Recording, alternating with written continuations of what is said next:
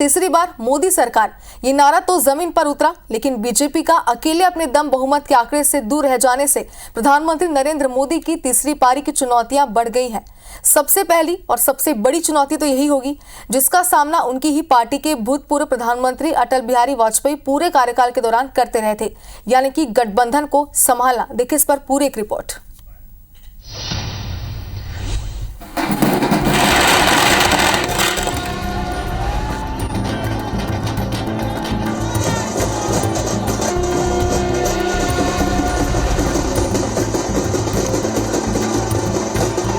ये वो जश्न है जिसे हर चुनाव नतीजे की आदत देश को हो चुकी है।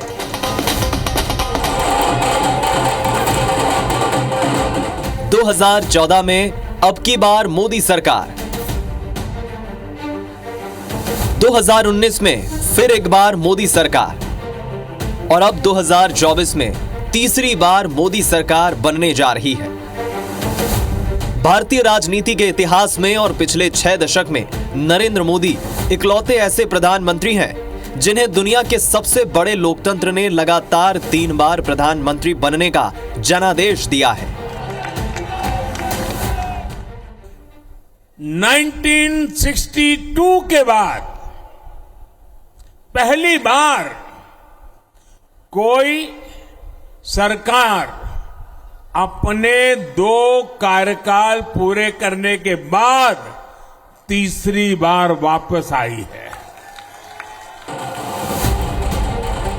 इस ऐतिहासिक विजय के बाद दिल्ली के बीजेपी मुख्यालय पहुंचकर उन्होंने देशवासियों को अपनी पार्टी और अपने गठबंधन को इस जीत की बधाई दी। देशवासियों ने भाजपा पर, एनडीए पर पूर्ण विश्वास जताया है। आज की ये विजय दुनिया के सबसे बड़े लोकतंत्र की जीत है। महज 44 साल पहले बीजेपी नाम के जिस पौधे को अटल बिहारी वाजपेयी और लालकृष्ण आडवाणी ने लगाया था, नरेंद्र मोदी के नेतृत्व में वो पौधा इतना विशालकाय वटवृक्ष बन चुका है कि लगातार तीसरी बार बन रही सरकार की बड़ी उपलब्धि भी छोटी पड़ गई है।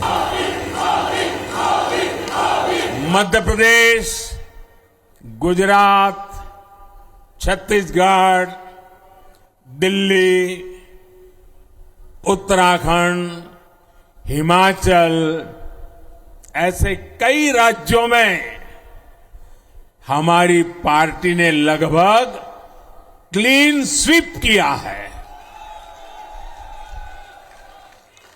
मैं इन सभी राज्यों और अरुणाचल प्रदेश, ओडिशा, आंध्र प्रदेश और सिक्किम विधानसभा के मतदाताओं का भी विशेष आभार व्यक्त करता हूं।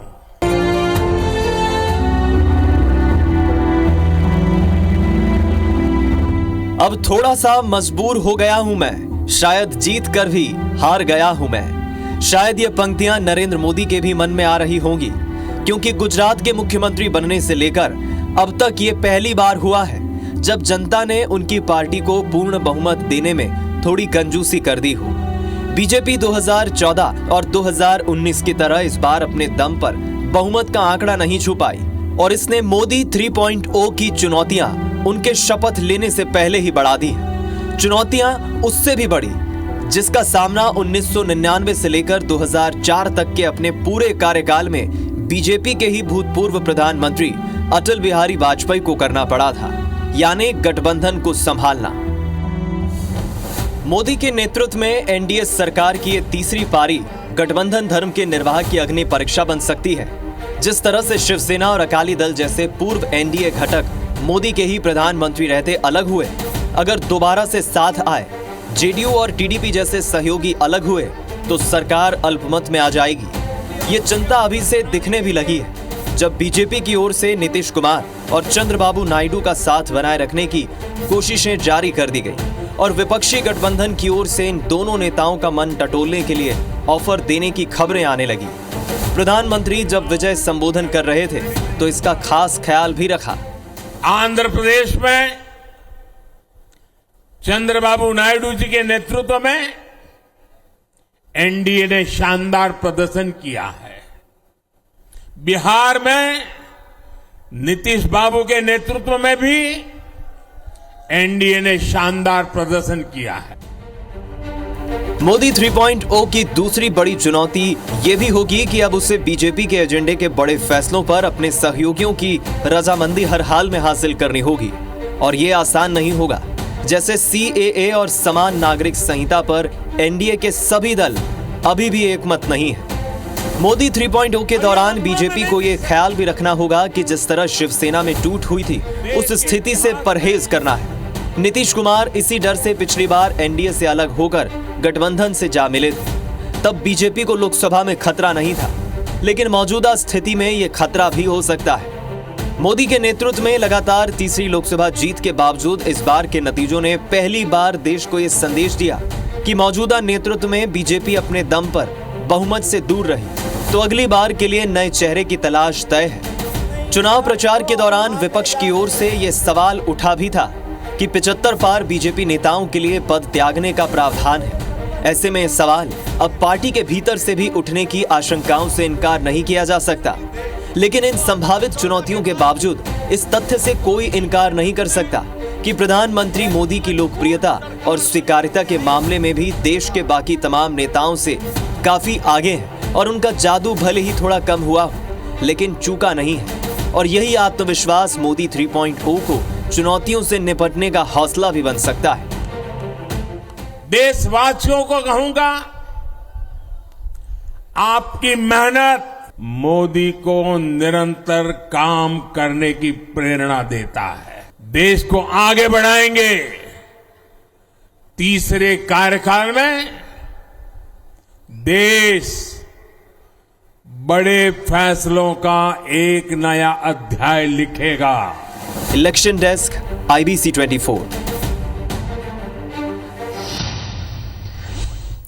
और भले ही बीजेपी को सबसे ज्यादा सीटें मिली हो, लेकिन 2024 का लोकसभा चुनाव कांग्रेस और खास तौर पर राहुल गांधी के सियासी भविष्य को नई दिशा देगा। वायनाड और रायबरेली दोनों सीट पर राहुल जीते हैं। नतीजों के बाद राहुल गांधी ने मीडिया से बातचीत के दौरान तंज कसा कि देश अब मोदी शाह को नहीं चाहता है। देखिए इस पर एक रिपोर्ट।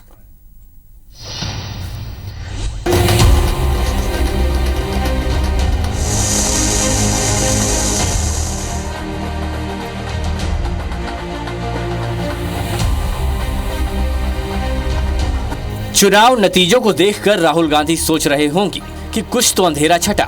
भले ही कांग्रेस 100 के पार नहीं पहुंच पाई, लेकिन 2014 के बाद से अब तक का सबसे अच्छा प्रदर्शन रहा है। साल 2009 में 206 सीटें जीती थीं, जो घटकर 2014 में 44 पर सिमट गई और 2019 में पूरी मशक्कत के बावजूद 52 तक सीमित रह गई। अब की बार के लिए बीजेपी नेताओं की ओर से 40 तक सिमटने की भविष्यवाणी की जा रही थी। ऐसे में इस बार का नतीजा कांग्रेस के लिए संजीवनी बनकर आया है। जो रिजल्ट है जनता की रिजल्ट है और ये जनता की जीत है और लोकतंत्र की जीत है। कांग्रेस को तो नतीजों ने हार में भी जीत जैसी राहत दी है, लेकिन सबसे बड़ी राहत राहुल गांधी को मिली है। व्यक्तिगत रूप से राहुल ने वायनाड और रायबरेली दोनों सीटों पर जीत हासिल की ही अमेठी की अपनी खोई हुई सीट भी वापस ले ली। अमेठी में किशोरी लाल शर्मा की कांग्रेस के सबसे बड़े प्रचारक के रूप में जो हराऊ नेता की छवि बनी थी, उसे भी तोड़ने में काफी हद तक सफल रहे। अपनी यूपी की जनता को ये कहना चाहूंगी कि उन्होंने बहुत ही विवेक दिखाया और मुझे सबसे ज्यादा गर्व अपने यूपी पे है। नफरत के बाजार में हम मोहब्बत की दुकान खोलने निकले। अब सवाल ये है कि राहुल गांधी ने ऐसा क्या किया जिसका फायदा उन्हें और कांग्रेस को मिला, तो इसका जवाब है आक्रामक चुनाव प्रचार, बेरोजगारी, महंगाई जैसे जनहित के मुद्दों पर फोकस, अहंकार को परे रखकर गठबंधन और अपने खिलाफ निगेटिव कैंपेन की सहानुभूति।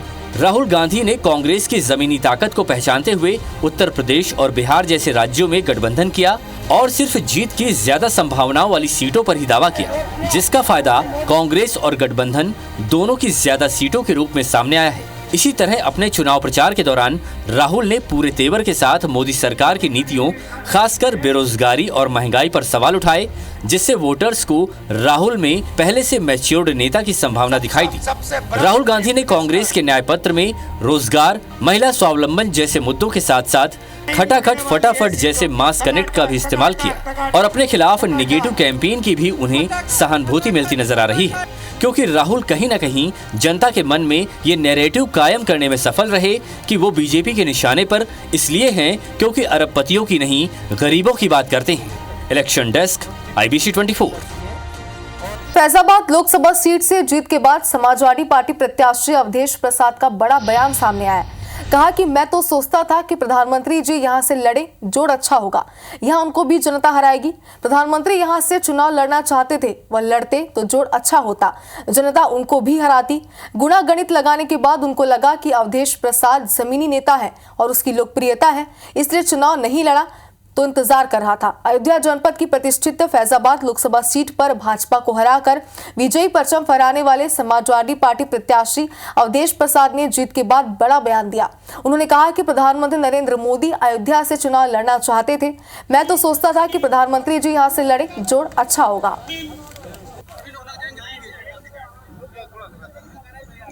माननीय प्रधानमंत्री जी यहाँ से लड़ना चाहते थे, मैं तो सोचता था प्रधानमंत्री जी लड़े तो बहुत अच्छा होगा, वहाँ उनको भी जनता हराएगी। तो वो तो आए नहीं, हिसाब किताब लगाया, तमाम रिपोर्ट मंगाया तो कहा ये सुरक्षित सीट नहीं है और विपक्ष का जो उम्मीदवार है अवधेश प्रसाद बड़ा जमीनी है।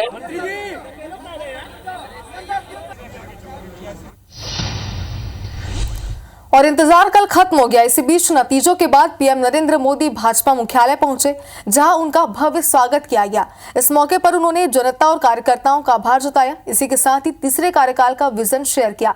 कल क्या कुछ हुआ, देखिए इस रिपोर्ट में।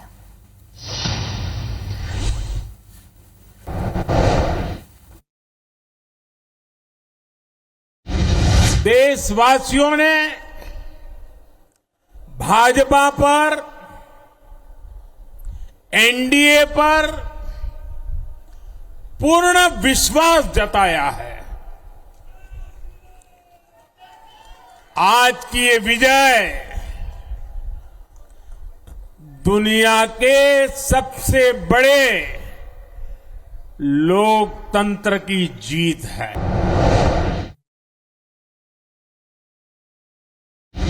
भाजपा के, एनडीए के हर कार्यकर्ता साथी को भी मैं हृदय से धन्यवाद करता हूं। साथियों, इस चुनाव के, इस जनादेश के कई पहलू हैं। 1962 के बाद पहली बार कोई सरकार अपने 2 कार्यकाल पूरे करने के बाद तीसरी बार वापस आई है।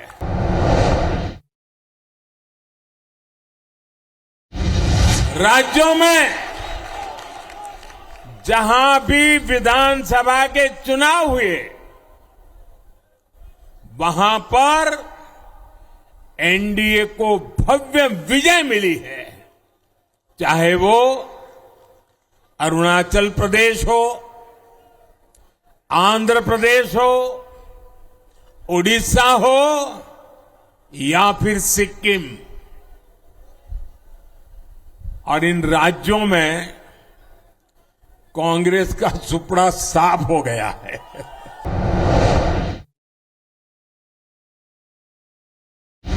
मेरी मां के जाने के बाद ये मेरा पहला चुनाव था, लेकिन सच मानिए, देश की कोटि कोटि माताओं, बहनों, बेटियों ने मां की कमी मुझे खलने नहीं दी।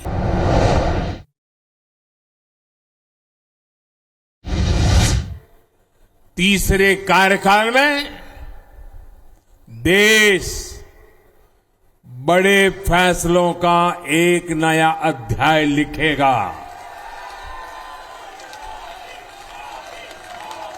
और ये मोदी की गारंटी है।